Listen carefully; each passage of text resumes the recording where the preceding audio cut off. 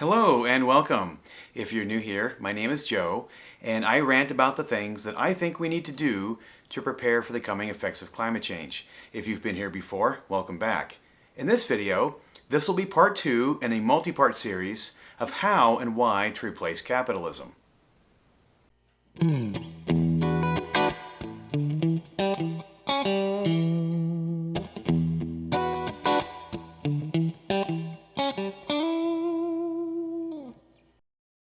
So in this video, I'm going to jump in and just present a whole new way of thinking about money.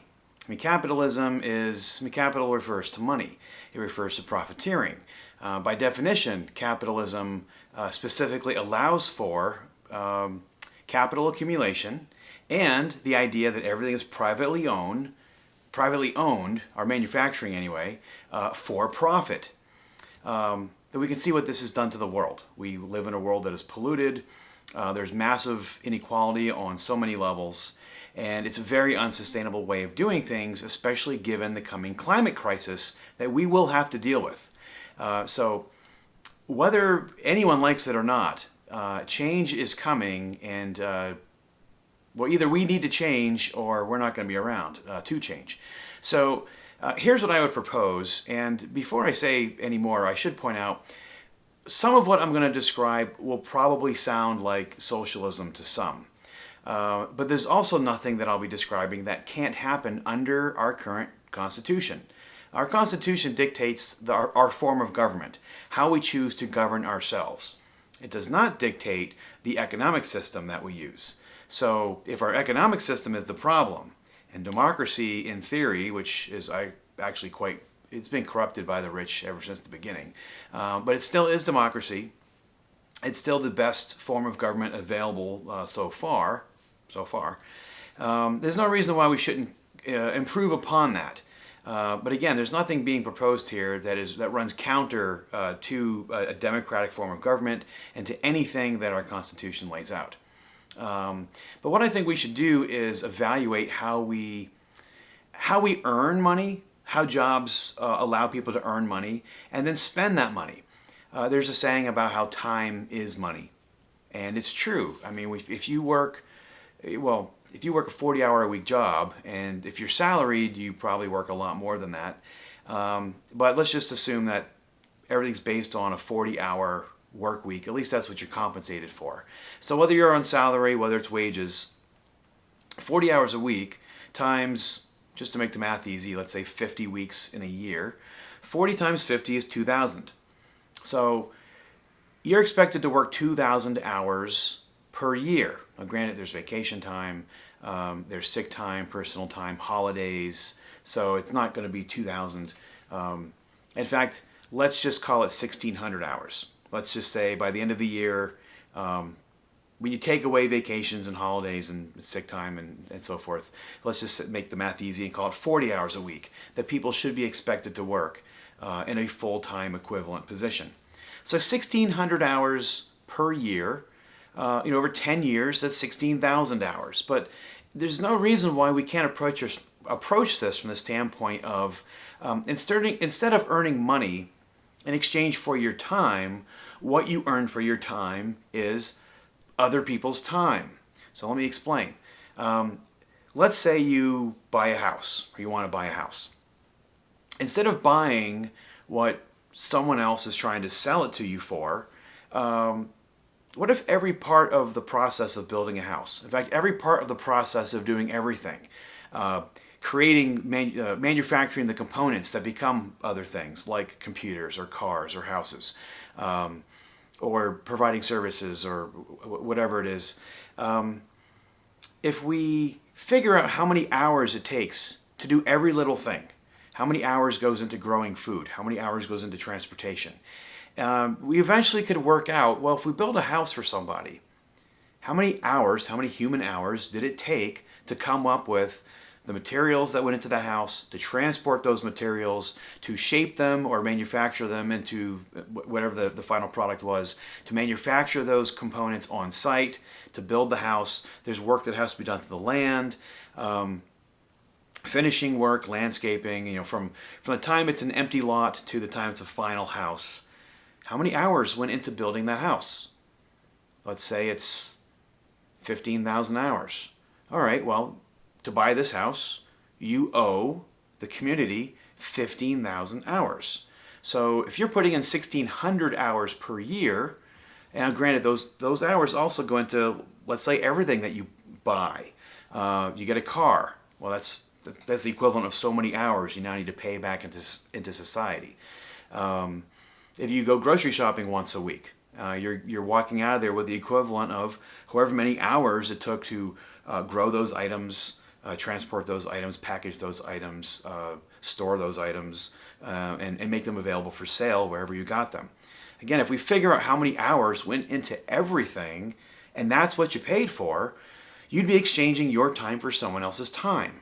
And that's it. So, I mean, you can still have I think the house example is really good. You can still have the equivalent of a mortgage, where, again, if you're buying a house that costs 15,000 hours, and let's say you're paying back of your 40-hour work week. Let's say 10 of those every week goes into paying off that house. So 10 hours a week over, we said you're working 40 weeks by the end of the year. So that's 400 hours a year going towards paying off this house. So once you've put in 15,000 hours of paying it off, guess what? The house is yours.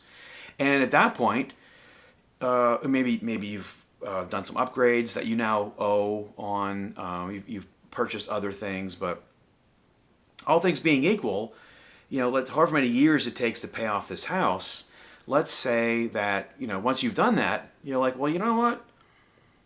Every week I was putting in 10 hours towards paying this off. I could either continue working those 10 hours and put that towards paying off something else, or maybe you have nothing else to pay off. Maybe the other hours you're continuing to put in accounts for everything else that you're going to buy, or everything else that you need, whether it be clothing or whatever it is. I mean, at the very basic level, we all need food, clothing, and shelter. So if you're getting those, plus your gadgets, your toys, your games, your computers, there's no reason not to have those too. But we just know how many hours went into building everything, and you could have whatever you worked off. But let's say the house is paid off. Maybe you only work 30 hours a week going forward after that, because you're like, hey, I have a house. I don't need to put those 10 hours in anymore. So, over time, you get more of your life back. You're no longer needing to contribute back in for what society has given to you. But in the end, it all evens out. Now, there are a few other things to consider here, in that not everyone's time is equal, and it shouldn't be. There are some jobs that society would consider to be more valuable than others. There are going to be some jobs that require more training than others. I mean, some jobs you can put in a day's worth of training and then you're doing it. And at that point, you're just learning from experience. Other jobs require years, if not maybe up to a decade, of training and building up to then finally doing that job. So there needs to be some kind of acknowledgement for how difficult a job is, how much training is necessary to go into it, how important that job is within society, from a competitive standpoint. So, for example, let's say on a per capita basis, we need X number of teachers and Y number of surgeons. Probably way fewer surgeons than teachers. Now, it takes more training to become a surgeon than a teacher. Society needs fewer surgeons than teachers, so it's going to be more competitive for fewer people going after those slots. But if you do go after them, it's also that much more training you're putting in, that much better you have to be to maintain that, because there's always someone waiting to take your place. And we just value it that much more because a surgeon can save lives.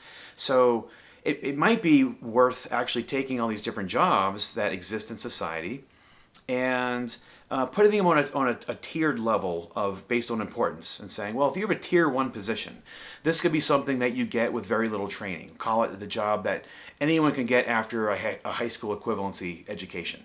Okay, those are tier 1. Tier 2 job might be the equivalent of an associate's degree or bachelor's degree. If you really look at a bachelor's degree is kind of an associate's degree if you take out the fluff, if you take out the humanities. A lot of what you learn is based on your major, not all the other stuff that a college made you take so that you leave there as a more well-rounded individual. Those things aren't really necessary for your training in terms of a job you may get later on. So, but anyway, some kind of collegiate training, call that tier 2, the equivalent of a master's or PhD beyond, down the road. After that, call that a tier 3, and then, maybe we have tier 4. I don't know how it all work out, but basically the higher the tier, we could say something like, all right, 40-hour work week for you, tier 1. At the end of the week, you've put in 40 hours. For tier 2, you've put in 40 hours, but you know what? We're going to give you credit towards 50. For tier 3, you've put in 40, we'll give you 60. Tier 4, you've put in 40, we'll give you 70. Whatever this all works out to be. And so basically what that would mean is there would still be some kind of a class system in place where, you can get a bigger house if you're a surgeon because you're going to pay it off in the same amount of time as someone who has a smaller or tier 1, a job that's smaller in importance, I should say, but a tier 1 position that is, the hours aren't equivalent, but by taking money out of the picture, it's not something that would accumulate. There's no reason to let these hours accumulate because it takes an hour to get an hour with this multiplier, if you account for that too. I think that would be important because you do have to recognize, again, some jobs are going to be harder, some jobs are going to be valued more, and some jobs will require more training, surgeons, all three. And then within those jobs, you could also have a multi-tiered system of responsibility and authority. So think of the way the military works. The Pentagon knows in all the branches exactly, on paper anyway, how many generals there should be, how many colonels there should be, how many captains, and then enlisted you have how many sergeants of different types, first sergeant first class, master sergeant, gunnery sergeant, corporals, all these different ranks. Typically there are, the higher up you go in rank, there are fewer of them. That's not always the case, but what that does is that means there's always more people vying for any spot that opens up.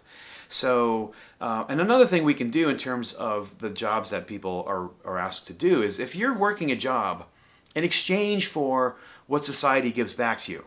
So everybody's working to get their food, everyone's working to get whatever clothing they want. If you want 18 pairs of shoes versus 2, you can have them, you just have to work harder. But anyway, if there's always competition for the next spot open in terms of advancement, that'll keep people theoretically motivated and working hard. But one way to guarantee that would be to, or at least document it anyway, and truly have a system of measuring where everyone is how they're progressing anyway, and if they're even doing their job, because some other social systems fall apart if you don't account for laziness and rewarding people who work hard. So again, looking at the military example, and overlapping that with a grading system. So let's say, in college, or in school anyway, there's a multi-tiered system. One is pass-fail. So as long as you're passing, your hours that you're putting in count. If your hours are deemed to have been insufficient, well, guess what? They didn't count. So whatever stuff you have, you didn't pay anything off because you slacked off. You are going to have a talking to. You're going to require some kind of re-education, retraining. You need help of some kind, but whatever you're doing just isn't cutting it. You can also have the A, B, C, D, F system laid on top of that, where, in college, if a D is passing, but you can't get too many Ds or your overall grade point average comes down. So, it could be that people who are just doing barely enough to get credit for doing their job, those are going to be your Ds. And it could be that, if we use a GPA example, that it's like, you really need to maintain a 2.0 across a period of time. So if you have some bad weeks, some bad months, some bad days, whatever, where you passed, the hours counted, you did your job barely, but you earned a D. Well, if you average that over a period of time, as long as you're staying above sea level, okay. But if you're staying in the D level, you need a talking to as well, and you need some help. But the A's, B's, and C's will let the best rise to the top. And if you have multiple people doing the grading, so basically society would need like the equivalent of HR. Everyone would need a supervisor. If people were peer reviewed, supervisor reviewed. We're kind of already doing that in capitalism with regards to we review each other we review businesses, restaurants. We leave reviews on websites. We rig them. People are paid to do them. And some of these third-party sites, they try to eliminate that nonsense. But we already kind of do this. But if it had an accounting towards where you fit in and getting your job done, then the A's would be the ones to advance into the next positions that opened up. And so that'd be a way of having more authority, more responsibility, and perhaps that works its way into a tiered compensation system as well. So there'd be motivation to be better at your job. Now, some people aren't going to be able to be good at their job no matter what. There's going to be some people with physical, emotional, and mental deficiencies where we as a society are obligated to take care of them. Some people with handicaps, they want to overcome them, and they can. And they should be given, and they have the right to any and every bit of help they can that would allow them to do so.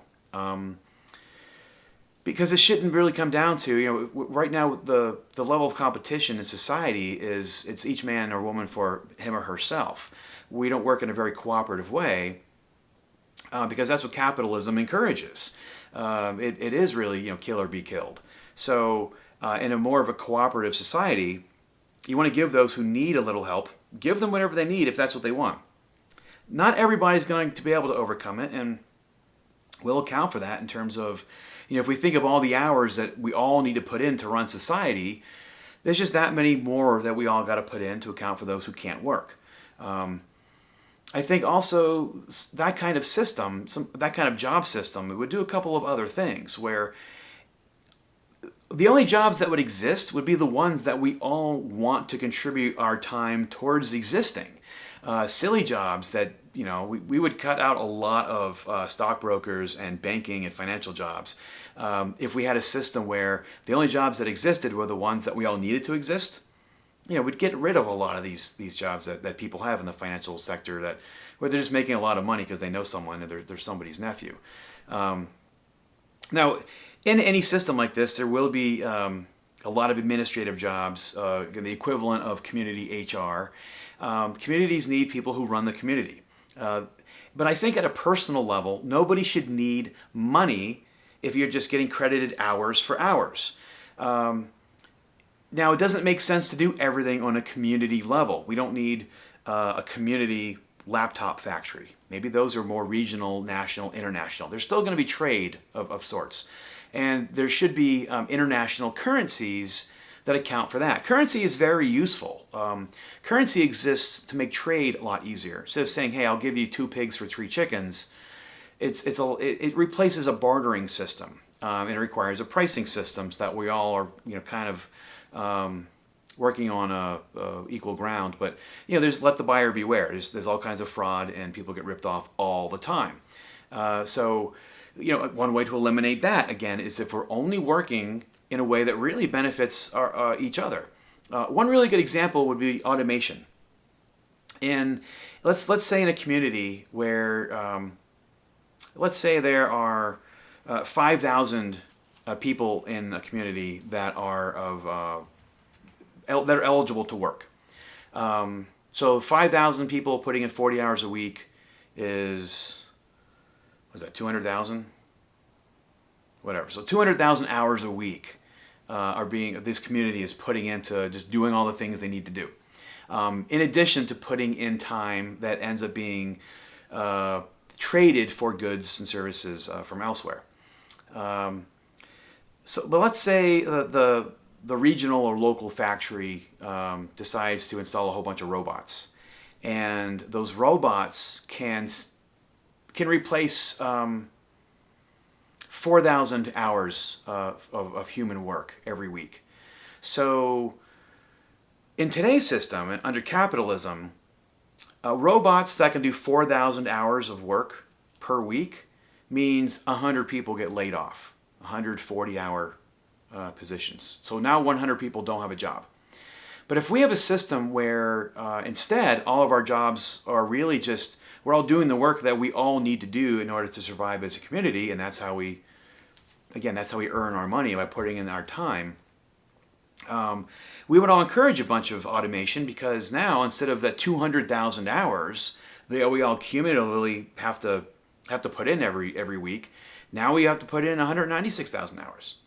And if we find another efficiency here, another efficiency there, more automation over there, I mean, let's just take that 200,000 hours and say that through efficiencies and robotics, you get it down to 100,000 hours. So does that mean that half the population gets laid off? Or does that mean that we all just have to work 20 hours per week instead of 40? And this is when society can really benefit from technological advancements. Instead of only the rich benefiting by having to not hire as many people, we all benefit from that kind of thing, because we all have to work less in order to continue with what we already have. One thing I meant to mention a few minutes ago is the types of jobs that we would consider to be important and worthy of being, of hours that the community is going to want you to put time into. Not every job is something the community is going to want to give you credit for. You might be like, well, I want a job where I'm an artist or a musician. It's like, well, there definitely is a place for that. We do need music, we do need art, we need bands, and you know what? We would like X number of musicians and Y number of artists, to be providing that to the community. And it might be that, well, that only accounts for a handful of people, but dozens, if not hundreds of people would like to take up musical instruments or get into painting or whatever it might be. And maybe you're really good. Maybe you're a very good musician, but you're either, well, at least either not good enough or not one of the local musicians that's hired. Or maybe you have a job in society that is actually more valuable to you, and so that's what you do, but you still really love music. Well, maybe you could offer lessons and you can trade hours. So it's not just hours that you're putting in that society is then basically taking away your debts for. It could be, hey, I'll give you an hour of my time. One of my hours will be credited over to you in exchange for an hour of musical training, of tutoring, or whatever it might be.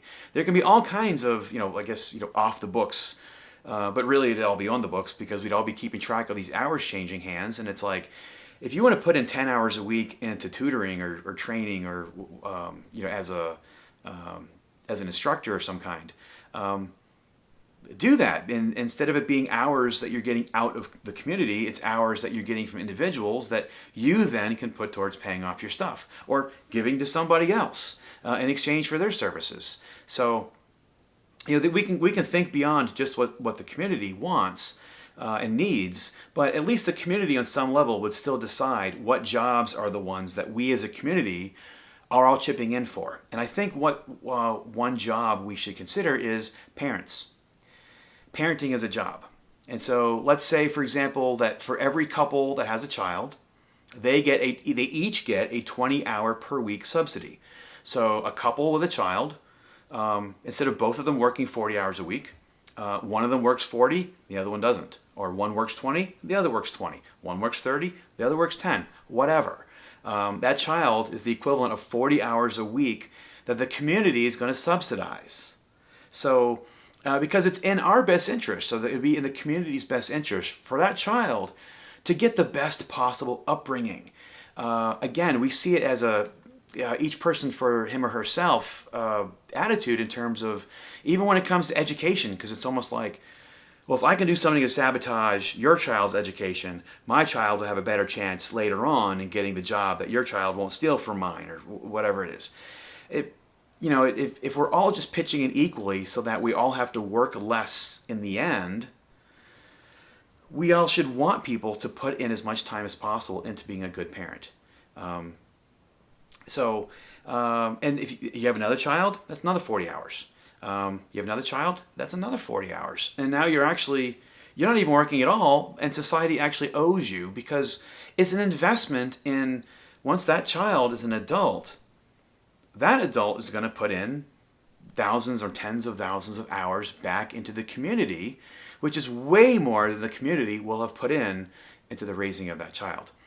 So anyway, if you've been able to follow me to this point, congratulations. This is really just a true rant without any graphs and figures like I've been putting together lately. So anyway, I think I'm going to end this one here before I go any further down the rabbit hole. I hope you enjoyed it. If you did, please click like below. Add any comments or questions, and please do subscribe. Thank you very much for watching, and I'll see you next time.